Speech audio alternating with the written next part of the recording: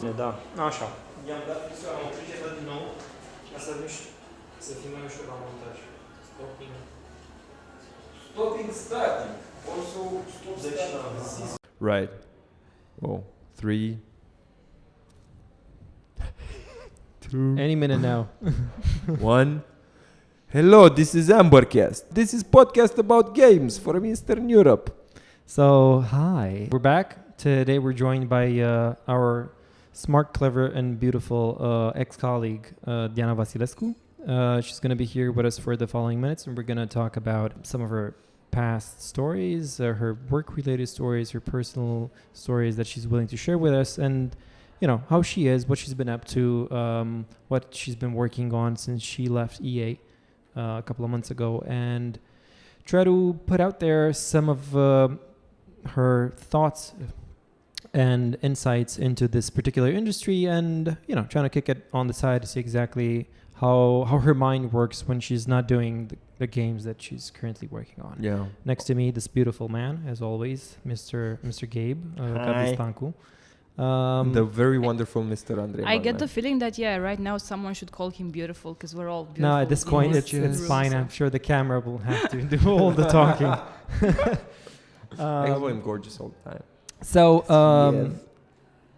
Diana Vasilescu, welcome, and thank you for Hi, being. thanks for having me here. It's our pleasure. We talked to Andra about you since the beginning. I know we were trying to figure out exactly what are some potential pro people in the industry that we could bring in and have them share their thoughts and insights into how things are going. And I know I immediately thought, I was like, oh, you know, we could most definitely call Diana. She's very cool about it. I think she would be most definitely willing to come and share a few of her thoughts. And since then, you've switched boats. So Well, I wouldn't go that far to say that I've switched boats. I'm just this person that wants to build games, and I had a very good experience for the past 6.5 years, and now I moved on to a new experience that so far looks just as good as that. Still making games? Yeah. And I like to start by saying that I really think that I'm super lucky to have gotten into this industry. I've been a gamer since I can remember. Well, not since I can remember, but since I turned 6 or 7. That's when my parents got us our first PC, and I started playing games. And I've been playing games on various platforms since I was 6 or 7. So What was your first PC?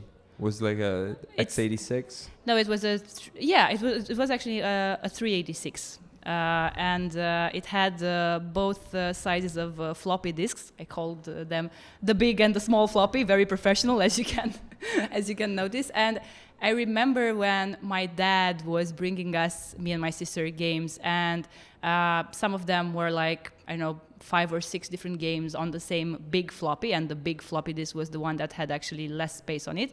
But other games like Lion King, you had to have like 3 different floppies for that. Yeah. And some went up to 11, so that was a nightmare, right? If one of them went wrong, you were screwed. Yeah. You remember that? I had that with Red Alert. Red Alert screwed me over on disc 8 out of 9. Dude, he still remembers. You can only imagine the kind of trauma. You always those remember things. that. Yeah. Wow. Did you have the turbo button on it? No, it was. I had a computer that had the turbo button on it later, but this initial didn't have. And actually, a funny thing that when I tell people, they're very surprised most of the time, is that my parents sold the piano we had. It was like a small piano, but it was still like a proper piano that we had because my mom went to music school to buy the PC. And when you tell that story to people nowadays, when having a PC is like regular stuff, is like, oh, how can you sell a piano to get a PC? But back in the days, in like 91 or 92, it was a big commitment, and I'm very proud of my parents for going that far up the cunning edge to sell this not necessarily classic piece of music, but still something that can make music to get a PC. Everything for the young one. Everything. well, it wasn't. At least the piano.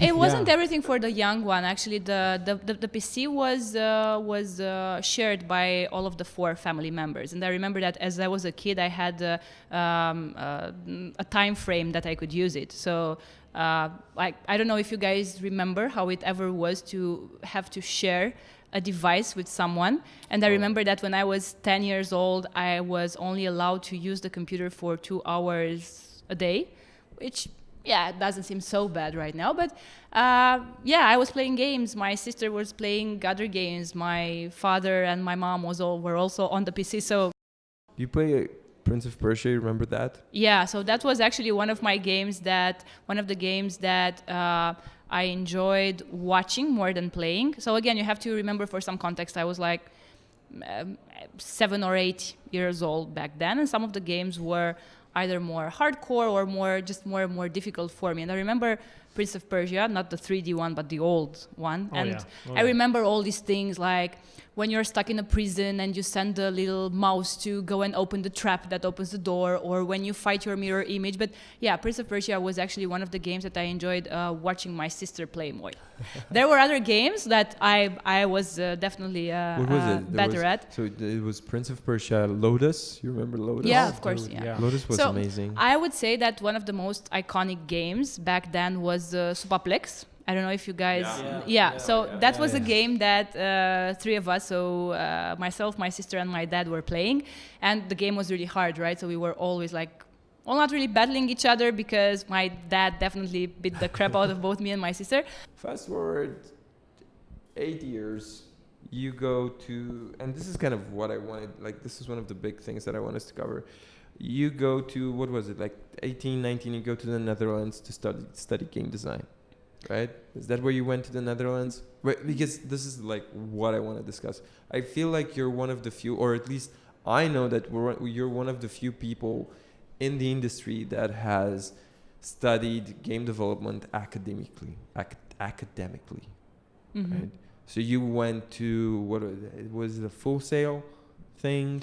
So after I finished computer science and automatic control at Polytechnica University for 5 years, so I majored in engineering, right? I could go right now at Chernavoda and play at the nuclear plant. Can you code? Kidding, I couldn't, because I actually went there during my studies, and we were introduced to... Well, we were told that you have to study extra for like 8 or 9 years to get into the control room. So after my bachelor, I went to do a master degree. Right. And the title of the master degree was Game and Media Technology. Okay. And while, yes, it was about game development, I would say that it actually covered a pretty big variety of stuff that is related to not only game development, but computer vision, so stuff that can be used in security, or stuff that can be used in modeling, in animation. So it was a very, very cool program, and I recommended it since to other people. Like actually, when I first went to EA, I went to EA by first talking to a girl that was just finishing university and was looking to study abroad. So basically she went to the master program that I just finished, and I came to EA. And what I can say is that it's a very cool thing indeed that some countries have academia in some way or another related, again, not only to game development, but to media in general. Yeah, and to stuff that is very cutting edge, right? And that you don't know necessarily where it's going to end. So one of the things that I noticed about my programs, about my master program in the years that followed, was that it kept changing, right? So you had a set of courses that you could take, but the following year there were either different curricula or different courses. So it's a very dynamic environment, and I find it's a very cool thing to try to be up to date with what's going on. Of course, it also comes with like changing stuff, maybe not always being top quality, but I'm super happy to have gone to that study. So I always thought that you studied game design. I don't know why. I And studied it's game probably design as because well. You studied game design as Yeah. well. Was that Yeah. part of the masters? Yeah, so the master program during the 2 years, it was structured like the first year you had to take courses. In order to make your credits, you had to take up to 8 different courses, and the following year you had to do your diploma and another smaller project Right. before that. And one of the 8 courses that I took was actually titled game design. Oh, nice. And you took that for how many years? For half a semester, Half a because you were changing courses every 2 to 3 months, something like that. Did it help in getting a job as a game designer? Well, you would have to ask the people that hired me in the first place. But I would say that it was very revealing to me. I mean, my background is that of a person that, first of all, did technical studies, was always passionate about gaming, and I had a lot of, gamer experience, but I never once before getting back from my studies thought about the people that are behind the keyboard making those games, right? So I was like, yeah, this sounds like a cool thing. It seems like there is a lot of variety. I can go and play with computer animation, with algorithms, with other stuff as well. And the game, so it's like every course I took was a small entry to this very vast field that I just found out about, and that was a lot of work to actually get into. And I'm a lot about getting a bit into different fields, so I like the way that the program was studied. But back to your question, yeah, the game design course, it started out with assignments like try and think of game concepts of games, starting from concepts like night and day, the Ebola virus, the common cold. So you literally had to come up with an idea, starting basing yourself from the concept of the Ebola virus, right? Sure. And the last assignment, the 7th assignment, was to build a game in Game Maker that had to have at least 3 levels and a storyline and all of these things. So it was this crash course of a lot of things. This was very, very cool. I find this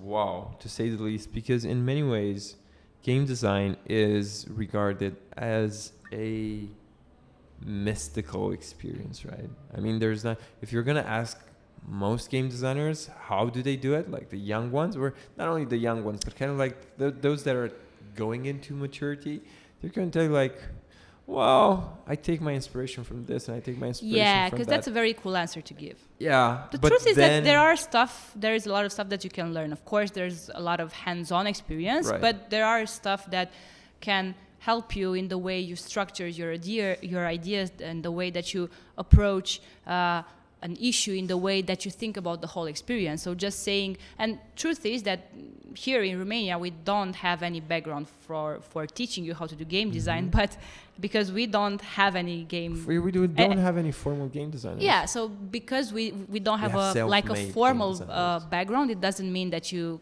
can't build somewhat of a background to help you for that. So yeah, well, here's the interesting thing. Like if you go, I just bumped into this a few years ago.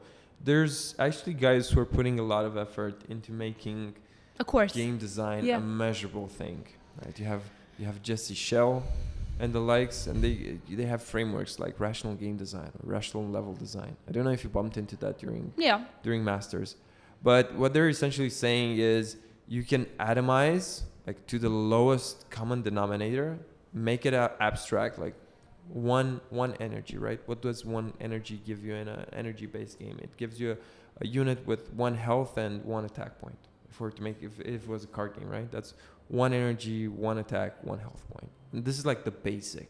And then based on that, I'm going to start scaling based on maths, which makes your game super predictable, because you always know that the next thing that you're building, like the next creature that you're building, is going to be if you were to follow that rule, is going to be a 3 energy, 3 attack, 3 health, right? And then you can start switching it around. But it's basically at the very bottom of it is atomize until you can no longer atomize, like strip it all down, and then build it back up.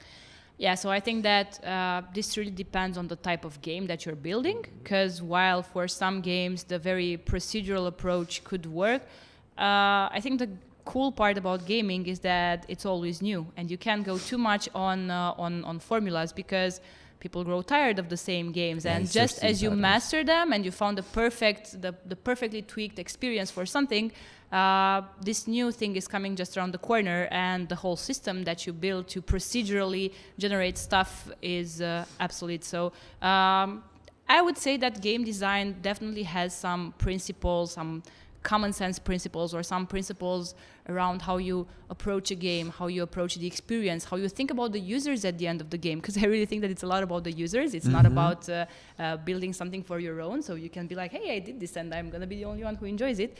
But it also has this ever-changing new element, trend, or I don't know, platform-driven, or and that's the cool part about games. And where this leads to is that at the end of the day, sure, you can do some fast min-maxing, but the true skill is in being able to adapt to stuff. I'm glad you brought up min-maxing, because I get this feeling that this type of game design, and I think we're kind of talking about the same thing, but I get this feeling that this type of game design appeals to people who are really into optimizing their character, right? Optimizing their build, doing all the correct calculations and everything. And then you have people who are into storytelling. And yeah, then that's the thing. I mean, who are into, right? I ran into this big five of game design, and they're saying, "Hey, look, you're approaching this kind of wrong, because if you're trying to build the game for just one personality," and they kind of split it down, you know how the personas of who's playing your game, sure. And they say, look, there's 5 personas, and if you're building a game for just one persona, you're probably actually building the game for yourself. That's number one. And number two, kind of try to see how you can mix this, like get your achievers in the center, and then mix it with storytelling, and you're gonna get one game genre. Or like get your storytelling in the middle and mix it with action, right? Then you can get Far Cry. Yeah, but I mean, so on.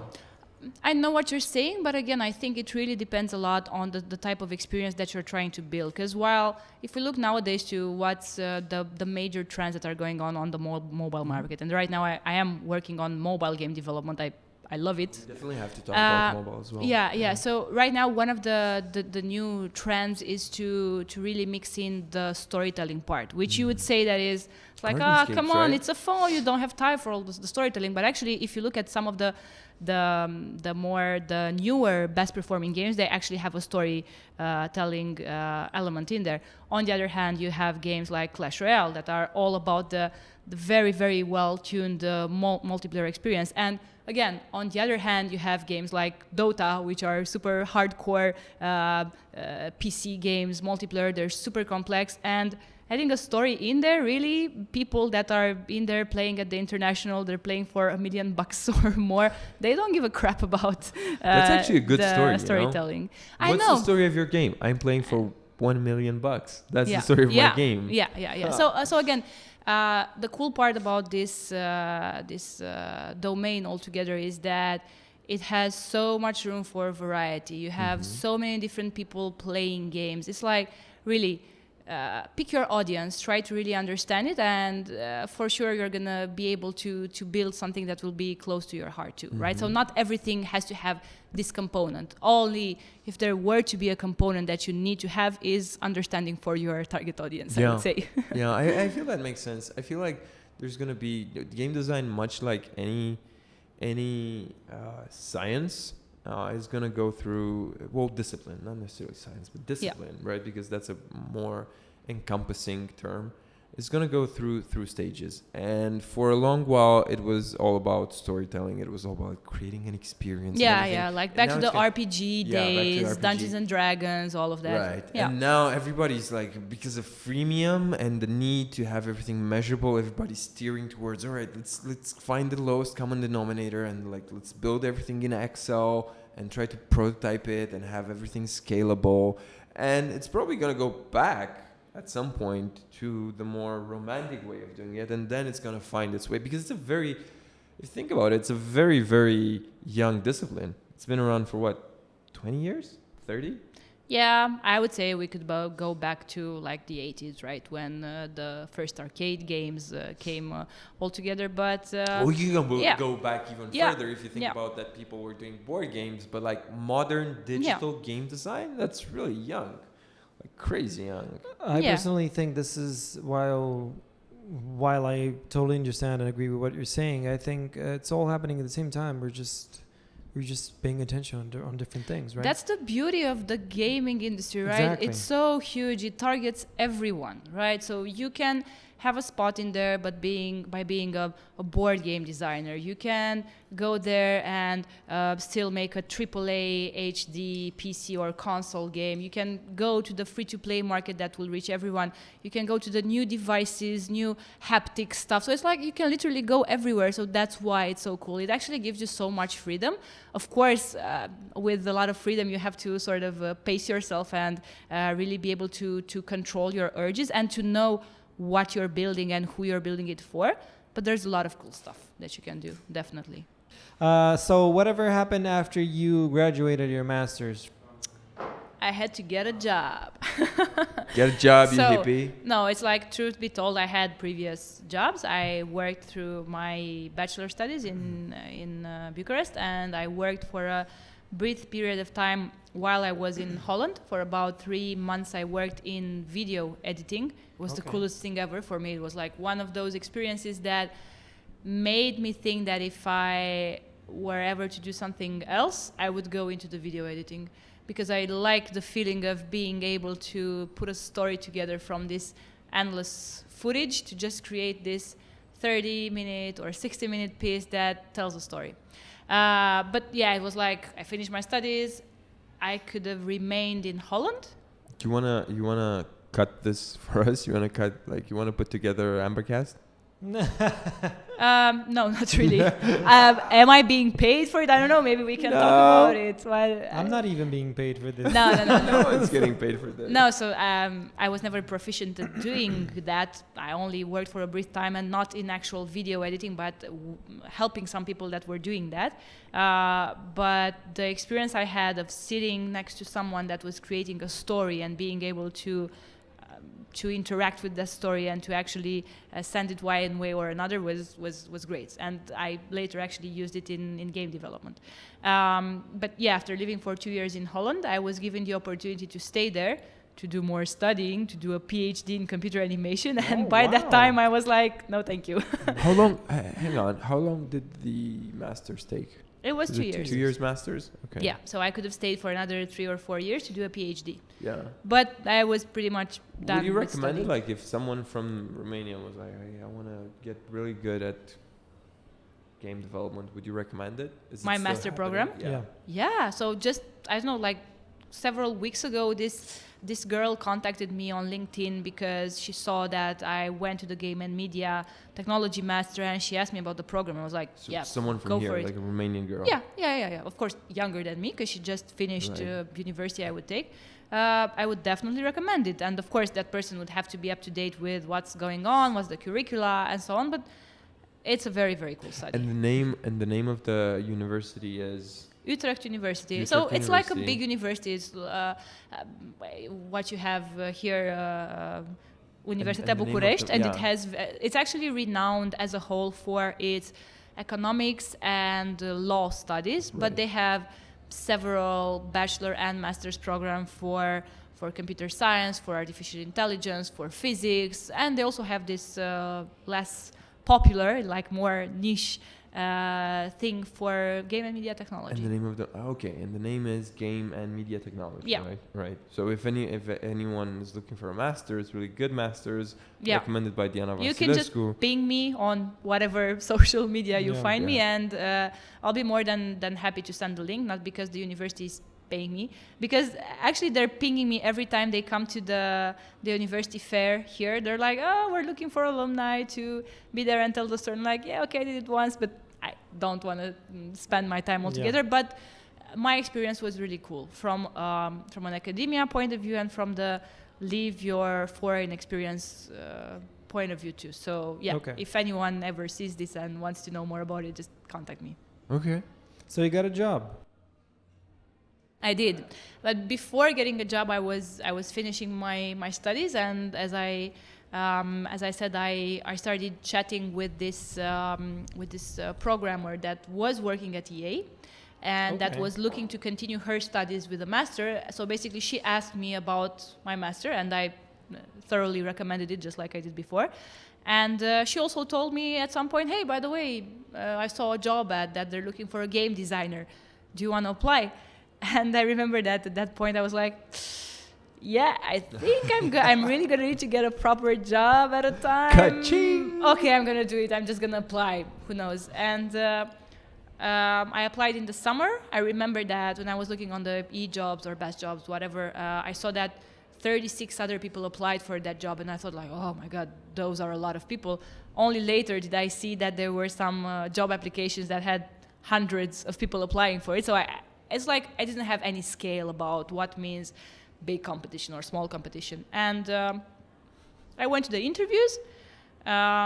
I had some pretty interesting talks with some interesting people. The last interview in particular I remember, it was with the head of the studio, Dan Teodorescu at the time. He was on a podcast here before. And I remember that after leaving that interview, I was like, it was such a good interview. I really liked this guy. We really had a lot of things to talk about. And if I don't get a job, I really hope that it's just because there are other people better prepared than me, because certainly there can be, not because my take on this whole thing was so wrong, right? Because I was like, this really was good, but maybe it's just me and it was wrong. So yeah, at the end, I got a job as a junior game designer.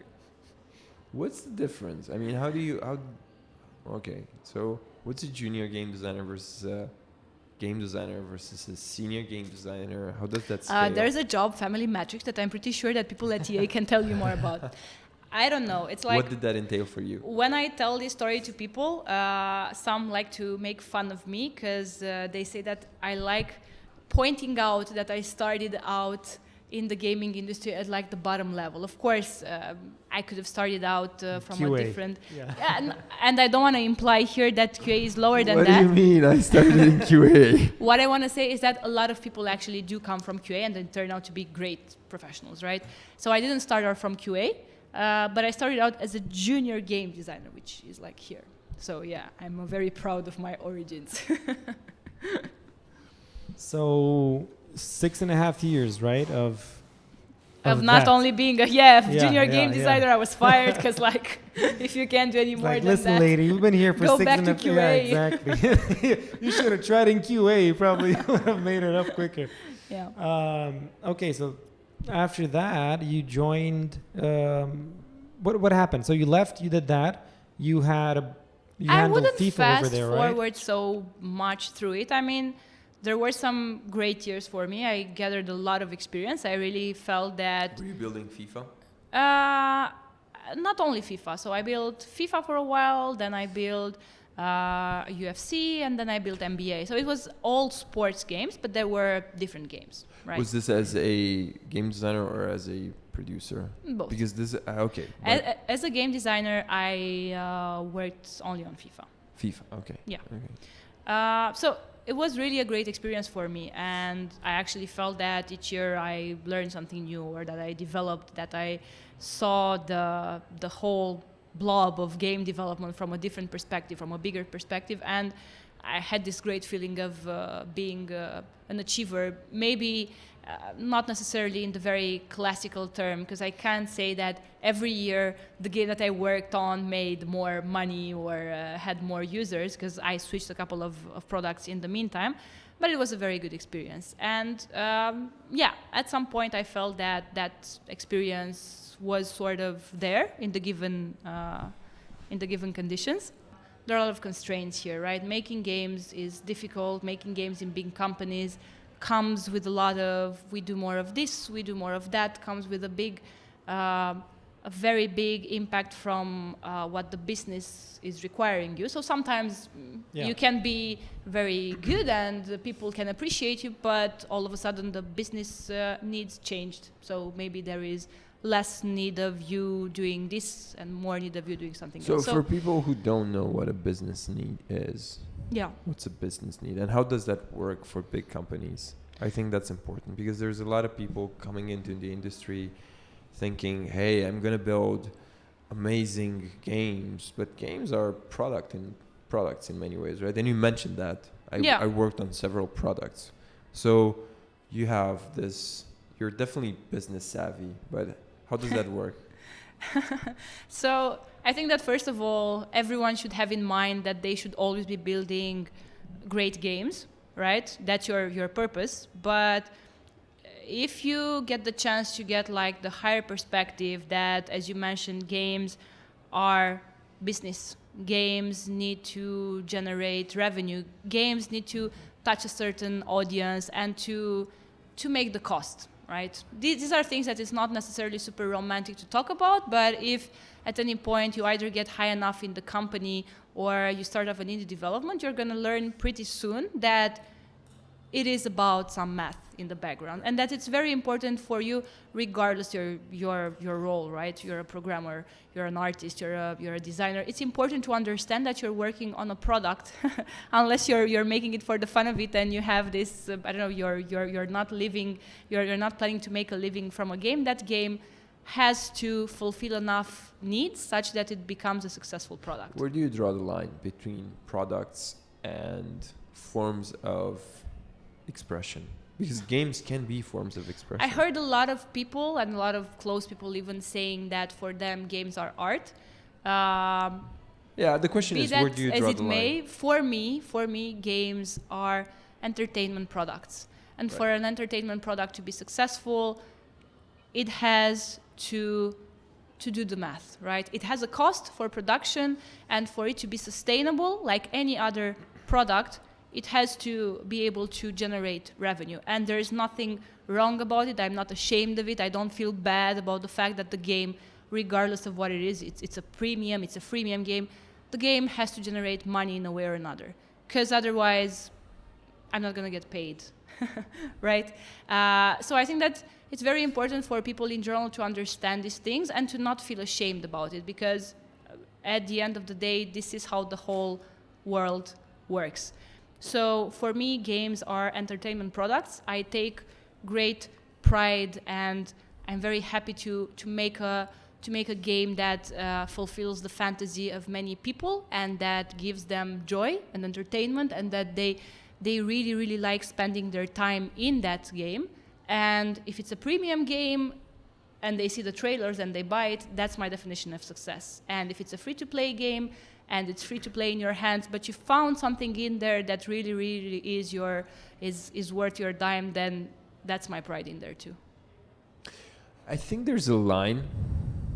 The reason why I ask this is because I think there's a line, and I think you touched on it for a bit. I think there is a difference between, you mentioned this earlier on at some point, which is that there's a difference between making games for yourself and there's a difference for making games for others. And when you're making games for yourself, it's not necessarily that you're building the game that you want to build. It's not always that. I mean, that's one way of doing it. But maybe you want to build a game to flesh out this fabulous idea that you have in your head. Maybe you want to flesh out a game that tells the story. Maybe I have not yet heard of autobiographical games, for example, right? But that's a game about you. Now, when you cross that line, and when you start making games for other people and you start thinking about other people, and you're 80% building the game for them, I think you're building a product.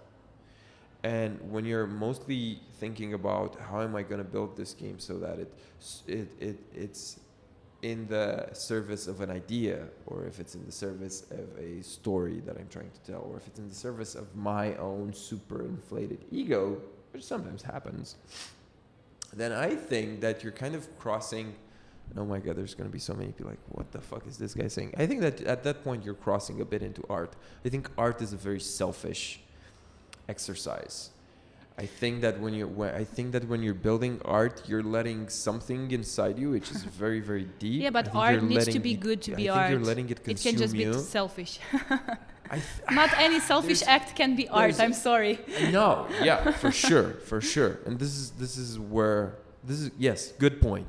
Because I think that you have to be you have to be crazy good at the craft, number one. Number two, it's not 100% about you, but it's more about your ideas. It's more about that thing inside you that's eating out and it's trying to crawl out. It's like, hey, hear me out, right? That's not necessarily something interesting, but it's definitely something authentic.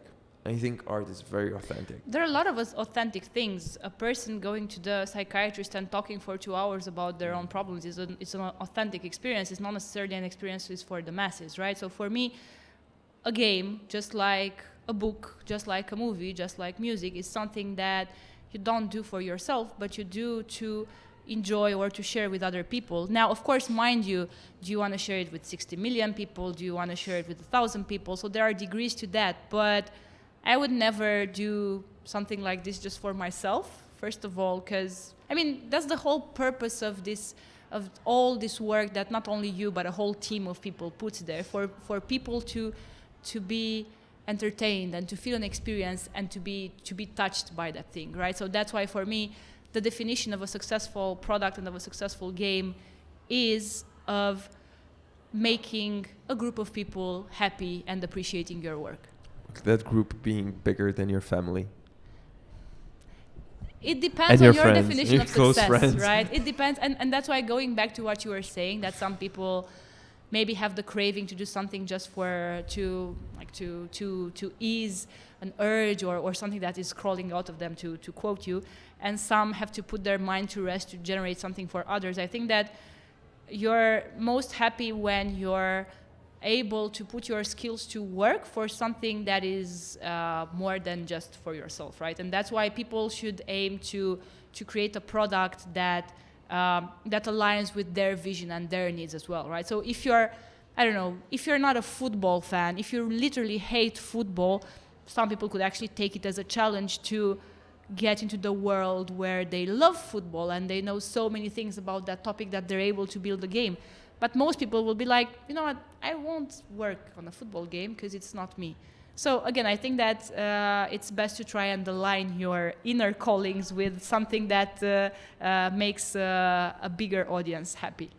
I think my personal example and scenario for this is having worked for FIFA for, I think, around 5 years. It was very interesting that I never played the actual thing, right? I never. Not only that I probably not necessarily engaged with the mobile world out there when it came to games, but I especially didn't engage with that specific product, right?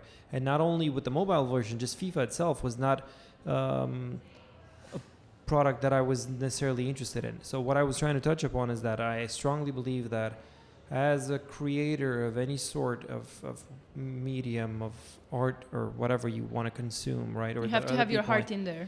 You have to have your heart in there. If you happen to consume that particular type of product or that particular product in itself, I'm sure whatever it is that you're doing for that product will be infinitely better, because for once you are your number one consumer, right? Yeah. You have an intimate relationship with that particular craft and that particular product, and you are able to divert you're the your audience, interest. right? And Exactly. this doesn't mean that you're the only audience and you can just restrict everything to what you like, but you have a better chance of touching the right spots if you also consume that product. I mean, right now I have the privilege of working on a sort of builder game, on a mobile builder. I was just about to ask you what you are doing right now. It's a game. Yeah. What are you working on right now? So I'm working on a mobile game. Would you have known? Who'd have thought? I'm working on a resource management game that is basically a cross between, your roller coaster, build your amusement park, fantasy, but taken to the more casual side of not bending all the rides to a certain excitement level, but fulfilling visitors' needs and expanding your park and unlocking cool stuff and maybe having some mini games in there too. And the funny thing is that before working on this product, I was playing for about 2 years this builder, this resource management game called Township, which I loved, right? I mean, I was in love with it. I was showing it to all of my friends, and all of them. I was like, Diana again with her stupid farmer game. I was like, no, this game isn't stupid. It has so much depth. It makes me feel good. It has so much quality and so much effort put into like the tiny animations and how it all fits in. And when I had the opportunity to work on not a copycat of that, but on a game that shares some of that, I was like, yeah, definitely, I want to work on a builder. So that's like, what's the elevator pitch for it? The elevator pitch for it is that a resource management game with a retro theming. It appeals to people that have a soft spot for all arcade games. If you remember titles like Pac-Man or Galaga or all of the things that were hot in the 80s, were fulfilling the vision of owning your amusement park, building all the cool rides and all the restaurants, all the shops that are of course themed with this retro flavor, and unlocking cool heroes and a lot of other things around that. When are you guys launching? So we're still in development, right? And we know how game development is. Yeah. First of all, we really care a lot about taking the game to market into like even a softer version of a soft launch. We're going for a Google early access sometimes this fall, because it's really important for us to test our vision and to see how people are reacting, first of all, to our art style, which is retro, voxel, again, think 80s games. And then if everything works fine, we're looking to worldwide launch sometimes next year. Is it going to be in Romania as well? Or are you soft launching in Romania as well? Yeah, most likely. I mean, all of these details will be figured out. At the end of the day, it's important for us to make sure that we have all the proper pieces for the early access. Like, we don't want to over-engineer it and put there a ton of stuff that people aren't going to access before like a month or two into progress. So like just get the basic in there and see how the users react to that, and then make sure that the game is scalable enough in vision, in fantasy, and in system as well, such that we can build up for that. So this is thought to be your sort of evergreen title that lasts for like 3 years or so. So we're thinking at the system to be really complex and scalable. At the same time, it's really important to have a streamlined user experience and to have a very smooth entry flow. Because our 3 fans are going to want to play it. The 3 Amber podcast Amber fans. Yeah. All Amber. 3 of them All are probably 3 of going us. to be interested. All 3 of us. Well, I'm sorry, I can't can't give you yet an official title because these things, they're precisely the sort of things that you're going to want to tweak, to make sure. But I would say that if in this fall or maybe earlier this summer you're gonna search for an amusement park game with a retro theme, you should come back and share all the glory of having an in-house 100% developed game. Yeah, and maybe you're going to be hiring at that point. No, but like, and again, I don't want to dish on anyone. All the experiences are useful for a way or another. But for me, talking about how you're going to build a certain ride and what kind of animation are you going to do and how you're going to use particle effects to create the illusion that this tank is shooting in another tank and then the pigeon flies by and drops something. So that was like, I knew that making games depends on these things. Why wasn't I doing any of this before? Again, different games, different things to work on. True. But this for me was heaven. What do you do when you're not at work? I play. How lame is that? I do more than that, of course. But just as we were talking earlier, I really am an avid consumer of games in general under different forms and formats. Don't be hard on yourself. We're all losers in this industry. You're never going to be. You're going to turn in a loser if you spend all that time in front of the PC. Yeah. You're never going to do anything with your life. What is wrong with you? Just go ahead and become like, I don't know, a welder or something. Yeah. Okay, so you do enjoy games outside of work. I play a lot. Okay. Yeah, so originally I'm a PC gamer. I also own a console, but I only acquired it in the last, 3 or 4 years, so I never really got into hardcore console playing, although earlier today I did play a game of FIFA. And I'm also a big mobile player. Right now I play at the same time about 4 or 5 different mobile games, and they are very diverse in genre. So I play Clash Royale, which is multiplayer, PvP, like strategy, right? I play Township, which is a builder. I play Love You to Bits, which is a story, which is an adventure game. It's very lovely. This great story that you follow. I recently picked up again Hearthstone. So yeah, and also Fallout Shelter. So these are like the games that I play right now on mobile only. And I also usually try to hit the App Store and just see what's recommended in there every week, and I play on PC on top of that too. But I do other things as well. Did you always want to make... So you're playing a lot of mobile games, and you're also making mobile games. Did you always want to build mobile games? Here's the reason why I'm asking. There's a lot of people out there who are like, hey, I want to make a PC game. I want to make a game. What is it? It's a PC game. So I know for a fact Why mobile? So for me, it was about the opportunity that appeared, right? The job that I had to take was in game development, and that particular game was a mobile game. I never actually owned a smartphone before getting this job. And I remember that I was like, oh my God, I don't even own a smartphone. I won't be able to play on anything. These guys are like gonna fire me or something. So, but then I really do appreciate what mobile is doing right now. I love the fact that it reaches to so many people.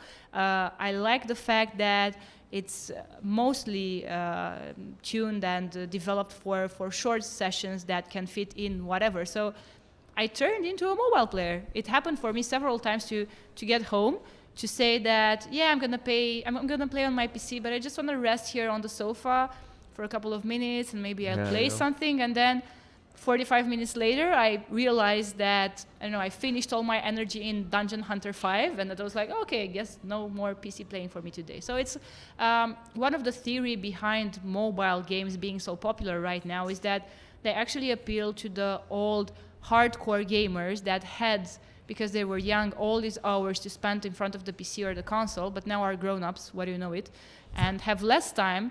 They are still gamers, they still enjoying playing stuff, so they switch to mobile. So that's why I believe right now you see games as complex as Clash Royale, and you see games as crafty as Silent Age or other very strong story-driven games, because those players, those people are still with us. They just have different needs and different availability. So there's a product for there right now. Then Fortnite comes along and bam, fucks everything up. Yeah, clearly. So you'll always have your designated time for your console or PC game. But no.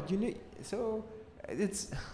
I brought Fortnite up for a very good reason, and now that you mentioned how people that grew up with PCs have less time to play and they're going on mobile. And it's like the medium is adapting to the audience, which is very interesting. I think that Fortnite came to mobile. I know. And it went into top grossing. It makes loads of money, by the way. And it's still only invite only. Yeah. And it makes like 500K per day, which is insane. Ridiculous, right? And I think that kind of if we follow your train of thought, kids that grew up with mobile devices and consoles and PCs are growing up and they're like, hey, I can take Fortnite on my mobile phone and I can play it on my device. I think that there are still some pretty big differences in the experience that different devices offer. So I wouldn't go that far to say. I mean, of course, there are games that are quite adaptable, like Hearthstone, maybe even Fortnite. I haven't played it because I don't have the invite and I'm not into that sort of game genre. But again, that's the beauty of this industry, that you don't know what kind of device will be cool in 5 years or in 10 years. Maybe virtual reality that everyone thought will be the next big thing now will be the next big thing in 5 years, or augmented reality is going to be more. So it's so cool to have all this new stuff appearing and people wanting to enjoy their entertainment pieces on that. So that's why it will still be cool to work in game development, even when freemium will have taken all over the world. If you were to recommend this industry to somebody who's been kind of keen or interested in going in it, but maybe he's pressured in some sort of a way, right? For go and do something do something with your life, right? Or whatever that stigma, right? What would be your counter argument to this? So my counter argument to someone thinking that game development isn't serious enough to make a living out of it would be that game development has been making more and more money, actual revenue, generating more and more revenue in the past year, that it's one of the very few industries that didn't see a backlash, actually saw an increase during the depression from 2008 and 2009. True. And that altogether the gaming industry is generating so much revenue that is one of the up-and-coming sectors. So if your fear is that you're not going to be able to make a living because you're working in games, that's wrong.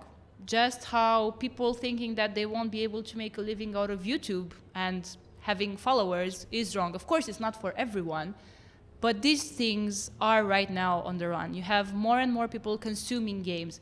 Actually, you have more and more people being comfortable to pay for free-to-play games, right? Another cool thing that's changed in the past 6 years since I joined this industry was that back then around, and these are some rough figures, right? But the ratios are sort of there. Around 80% of all revenue was generated by 2% of the players, right? So very few crazy people were spending shitload of money. Yeah, the pseudo whales. And right now, it's like 45% of people are generating 60% of revenue. This shows that people are like, yeah, you know what?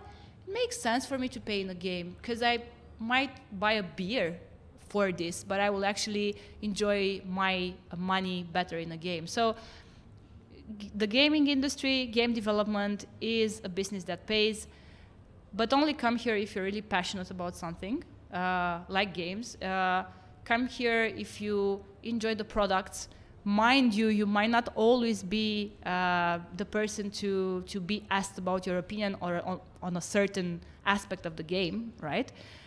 Because being a specialist in game design or in art or in programmer still matters.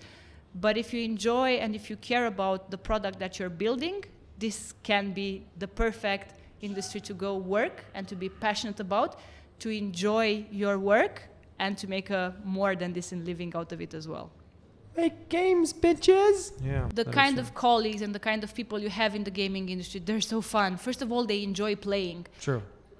People, adults that enjoy playing have something about them, right? They're not boring. They like challenges. They like new stuff. Maybe they like childish stuff sometimes, but it tells something about your personality. Playing should always be in your life. So people are great, pay is good, products are up and coming. What more could you want, really? I think we should end on that. Beautiful. Thank you for being part of AmberCast. Thank you for having me. You're here. wonderful. Thank you for having, the time and patience with us. You should say thank you for not playing Dota for 3 hours. Yeah, exactly. Thank you. Hope to see you soon, and best of luck with your game and with your future endeavors and everything. Thank you. Hope to see you soon. Thank you. Have fun. Woohoo! Okay, AmberCast. guys, we're out. Have fun. Bye. AmberCast.